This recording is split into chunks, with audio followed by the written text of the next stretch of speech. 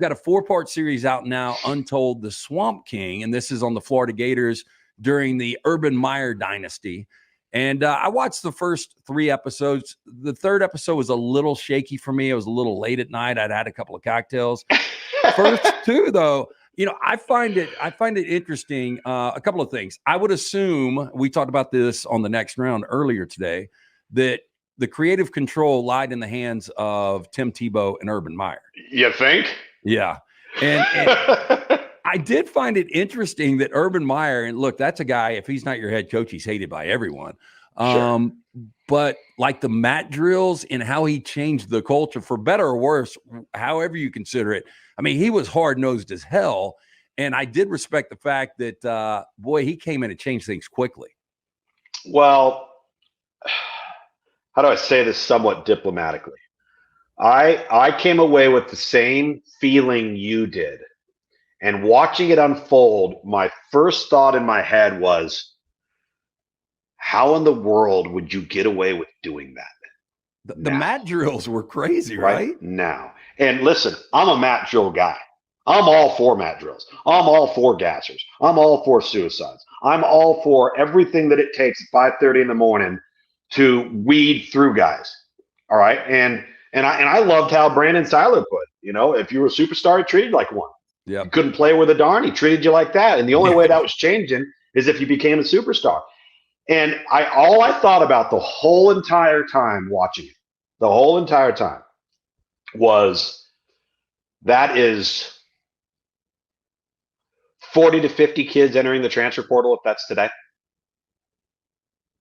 I mean, really? I mean, it's sad. And it is sad. Like you're not. I don't know who coaches like that still. I think Saban has probably softened up a little bit. Kirby doesn't seem like he's softened at all. No. No. So I guess Georgia and Alabama are kind of different types of programs where you can maybe still get away with that because if you go there, you're going to win a national championship and you're going to be in the NFL. Well, I think the other thing, too, is the practices, the day in and day in practices. It was such a different game then when it came to contact, like day-to-day contact. Now you're trying to limit contact so much, not only for the health of your football team, but concussions, CTE, and all of the things that we've learned and seen take place. We forget that this was 05, 06. And when I was watching it, it really it struck me. That was my first year being hired at ESPN and us trying to develop our player evaluation database. So the 06 class, which was the Tebow class, the Percy Harvin class, and the Brandon Spike, and all those guys. And then you go through to the 08 and all of that. Like, I remember all of those guys coming in, and I remember how highly touted they were and how important it was. And they really touch on it with Tim Tebow in the sense that if that doesn't happen, does Urban Meyer last there? This is my personal opinion. Probably so, because he's so dang good at player evaluation and he works so hard at recruiting. He probably would have found a way. All right. Well, go ahead. I was just going to say, we talked about the butterfly effect. And if he ends up signing with Mike Shula in Alabama, what happens to Urban? Nick Saban probably never gets an opportunity, at least time-wise, at Alabama, because Shula wouldn't have been fired because he would have had Tim Tebow. And you wonder how different everything in college football is, because Kirby Smart came on board with Nick Saban. Would Kirby have had that opportunity? I mean, college football completely could have been changed with that one Tim Tebow decision. Yeah, it's like I always say, if Drew Brees passes a physical at Miami, Nick Saban's never in Alabama. Yeah, right. You're right. And so, to me, I watched all of that thing kind of unfold, and I was fascinated by how, there will be people there will be snowflakes that will go, oh my gosh, I can't believe they practice like that, or I can't believe that their winter workouts are so physical and they showed somebody that was throwing up in the weight room. Nah, give me a break. That's how champions are made. That's how tough guys are developed. And Urban Meyer came right out and said, he goes, I was trying to get guys to quit. I needed to know who the core nucleus in that foundation was going to be that had the same vision I did. And I thought Brandon Seiler was fantastic in how he described a lot of the things in the first 2 episodes. Again, I haven't seen the third and fourth one. But And like I had totally forgot Luginbill. I was talking to a kid the other day. He was talking about fall camp, and I said, "How are two-a-days going?" He was like, "We don't do two-a-days." Exactly. Right.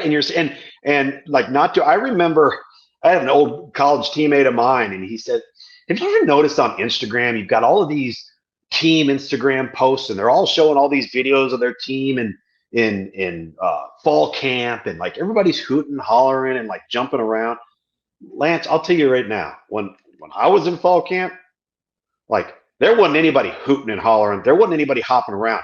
We were trying to survive. Right. Like so we were trying to exhausted. wake up in time and not be late for the meeting. We were trying to get that 2.5 hours. It felt like 15 minutes between the morning and the afternoon practice. And when you were on that field, it was it was self-preservation, right? And it's just such a different approach now. And I'm not saying that it change is fine and an approach is fine, but I am saying that I don't think it's wrong to still be hard-nosed. I'm not saying that you have to abuse people. I'm not saying that.